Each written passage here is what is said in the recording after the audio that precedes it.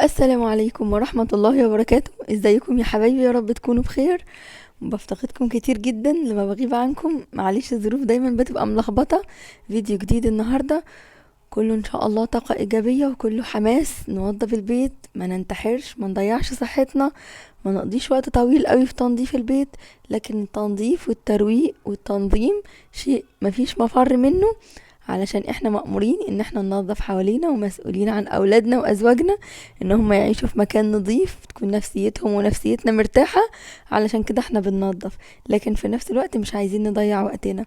عايزة اقول لكم قبل ما نبدأ الفيديو، مساء الخير ومساء الفل ومساء الهنا. مساء طيب زي قلوبكم الطيبة الجميلة يا رب. عايزة اقول لكم ان انتوا اجمل حاجة في البيوت. الستات هم زهر البيت وشمس البيت ونهار البيت. اضحكي دايما في وش جوزك واولادك، خلي الشمس تطلع وخلي الدنيا كلها تضحك في عيونهم. نبدأ النهاردة كده، نعمل روتين سريع. النهاردة الجمعة، انا ما كنتش عايزة اضيع الوقت في التنظيف كالعادة. انتوا عارفين ده اليوم الوحيد اللي بيبقى انا ما ورايش فيه حاجة، فانا بحب انظم فيه البيت واروقه. في نفس الوقت ما بقاش عايزة التنظيف والترويق ده ياخد مني اليوم كله، فبحاول ان انا اخلص التنظيف ده بسرعة بسرعة جدا جدا، وباقي اليوم يبقى عندي مساحة طويلة ووقت طويل اقدر اقعد مع جوزي ومع اولادي، واقدر اقضي يوم جميل ما يكونش فيه اي ضغوط نفسية ولا اي حاجة توترني. يكفينا بقى توتر طول الاسبوع وضغوط طول الاسبوع، يعني بنتعب جامد جدا. خصوصا ان انا يا حبايبي عندي اولادي في مراحل تعليم مختلفة، وانا مش معوداهم ان هم ياخدوا برايفت. انا اللي بذاكر لهم، فبرضو الموضوع فيه مشقة شوية. ببقى دايما مش فاضية ودايما مشغولة، لكن ما بحبش البيت يبقى واقع مني، فبنتظر بقى كل يوم جمعة. بقعد طول ما انا بنضف طبعا البيت، بصلي على رسول الله عشان ما يضيعش الوقت كده ونهار الجمعة من غير الصلاة على النبي صلى الله عليه وسلم. وانا كل جمعة بذكركم بيها في المنتدى، وبنزل لكم بوست اللي بيبقى بيصلي على النبي معايا من مغرب يوم الخميس لمغرب يوم الجمعة يدوس لايك على طول على البوست اللي بنزله على المنتدى. بنزل على طول البوست في مغرب كل يوم خميس، بفكركم بيه بالصلاة على النبي. لو انتوا بتصلوا على النبي معايا وبفكركم وبتشوفوا البوست، ما تنسوش تدوسوا لايك. اول حاجة قلت ابدأ بيها هي البلكونة. بدأت بيها، قمت جايبة حتة ونفضتها. نفضتها كويس قوي ونفضت السور كويس قوي. احنا طبعا يوم الجمعة ما فيش تنظيف عميق، تنظيف كده من فوق الوش بس، تنظيف بضمير. لمعت البلكونة كلها، نفضت الشيلات اللي على الكراسي، ولمعت الكراسي ولمعت الترابيزة والأباجورة والحاجات اللي على الترابيزة، وجبت المكنسة وشديت البلكونة بالمكنسة. وبس كده خلاص. طبعا لمعت الساعة ولمعت البراويز اللي في البلكونة، ونفضت الورد ونفضت الشجرة. وده كده كان خلصت التنظيف بتاع البلكونة، انتهى. وما نديهاش بقى اكبر من حجمها. دخلت على الليفينج، روقت الكنبة وروقت الشلت، وبرضو مشيت بالمكنسة في الأوضة. عايزة اقول لكم، انا ما حركتش الكنب الكبير من مكانه، انما مثلا لو في بوف او حاجة بحركه من مكانه. بكنس من تحت الكنب على قد ما بقدر من غير تحريك. النهاردة او بمعنى اصح طول ايام الدراسة بيبقى التنظيف كده، مفيش تنظيف عميق، تنظيفات سريعة عشان مش عايزين الوقت يسرقنا، علشان احنا عايزين نستفيد يوم الجمعة نعمل فيه اي حاجة بنحبها علشان نقدر نرفه بيها عن نفسنا. انا طبعا بقى اخدت الاركان وشلت البوف وحركته ولمعت بعد كده ترابيزة التلفزيون اللي في الليفينج. وكده تبقى كده تبقى اوضة الليفينج خلاص خلصت وبقت زي الفل. مش محتاجين نعمل فيها حاجة تانية اكتر من كده بما اننا في الدراسة. وبعد كده بقى انا خرجت على الطرقة. عايزة اقولك، لو انتي مثلا ده بالنسبة لك، في ستات مش بتعرف تشتغل بسرعة قوي في شغل البيت، انا من فضل الله سريعة بعمل كل حاجة بسرعة. فعايزة اقولكوا ان كنس الشقة ده كلها وتنظيف الاتنين تويلت ما اخدش مني وقت. يعني اخد مثلا، بدأت مع اذان الظهر قبل ما العصر يأذن كنت انا مخلصة خلاص كل حاجة ورايا. يعني اخد مني ساعتين مثلا او ساعتين ونص.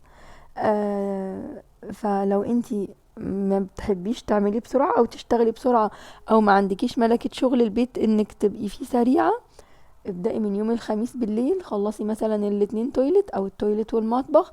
لو انت عندك تويلت واحد، وتاني يوم يبقى عندك كنس شقة فقط. ممكن يوم الخميس بالليل تنضفي التويلت والمطبخ وتلمعي، وتاني يوم يبقى عندك الكنس فقط. احنا طبعا ما بنكنسش غير هي مرة واحدة بس في الاسبوع، كفاية جدا جدا. لو انتي برضو عندك الاولاد بيقدروا يساعدوكي، ممكن يساعدوكي. انا ببقى يعني شايفة ان الاولاد تعبوا خالص طول الاسبوع في المذاكرة بتاعتهم بصراحة، ما برضاش ان انا اضغط عليهم في الدراسة، انما في الاجازة عايزة اقول لكم هم ايديهم في ايديا في كل حاجة. ما شاء الله، اللهم بارك، ربنا يحميهم.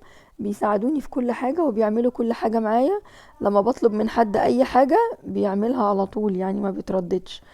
طبعا انا خلصت الطرقة وكنستها، دخلت بعد كده على المطبخ. خلاص انا كده نظفت البلكونة ونظفت الليفينج، خرجت بقى على الطرقة، شديتها سريعا كده بالمكنسة.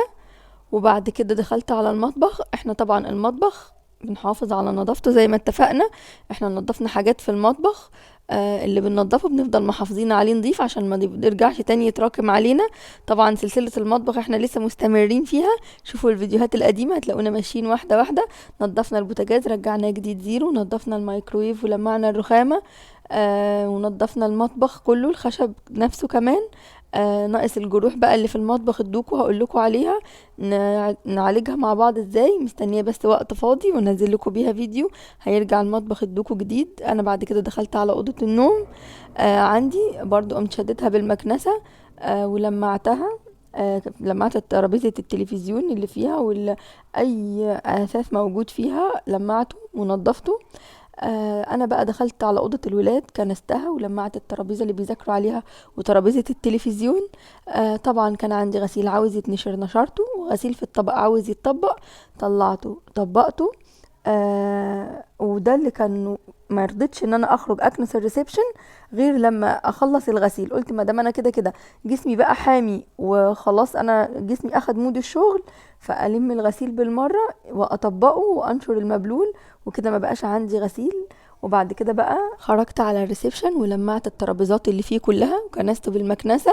وده خلاص بقى الشكل النهائي. دي اوضه الولاد متلمعه ومتروقه ونظيفه، ما فيش فيها غسيل. بعد ما طبقت الغسيل خليت كل واحد يلم هدومه ويشيلها في مكانها.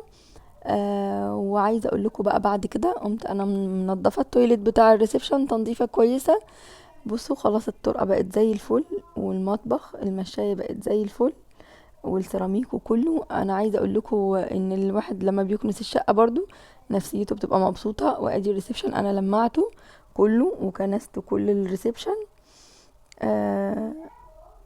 وهوريكم برضو التويلت دلوقتي بتاع الريسبشن انا نضفته، وعامله لكم فيديو قبل كده ازاي ننضف التويلت ونخلي التويلت بتاعنا معطر لمده اسبوع. 7 ايام ريحه التويلت هتبقى حاجه خرافيه. دوروا على الفيديو هتلاقوه مكتوب عليه تنظيف التويلت وازاي يبقى معطر لمده اسبوع.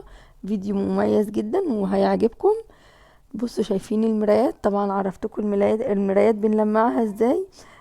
دمتم يا رب دايما دايما تبقوا بصحة ودايما تبقوا بخير. خليكي دايما فاكرة ان انتي الوردة، انتي الوردة الجميلة الحلوة. خليكي دايما ريحتك فواحة، خليكي دايما مصدر بهجة وسعادة في البيت. انا عارفة ان انتي جدعة وان انتي بتشيلي كتير قوي. انا عارفة والله ان انتي بتشيلي حمل اكتر من اللي الجبال بتشيله. بس خليكي كده جميلة زي كده الشجرة المثمرة، كل ما تكبر كل ما بترمي الثمار بتاعتها كده والناس تستفيد منها. احتسبي كل ده ربنا سبحانه وتعالى. ان شاء الله باذن الله ربنا يا رب يجعلكم كلكم زوجات صالحات. بحبكم جدا جدا في الله. ربنا يبارك فيكم ويحفظكم ويجعل في قلوبكم الخير والبركه، ويجعل بيوتكم دايما عمرانه يا رب بطاعه الله. ده كمان التويلت الكبير عايزه اقولك، لو اول مره تشوفي قناتي ما تنسيش تشتركي وتعملي لي لايك، ولو انتم مشتركين بالفعل ما تنسوش اللايك والشير.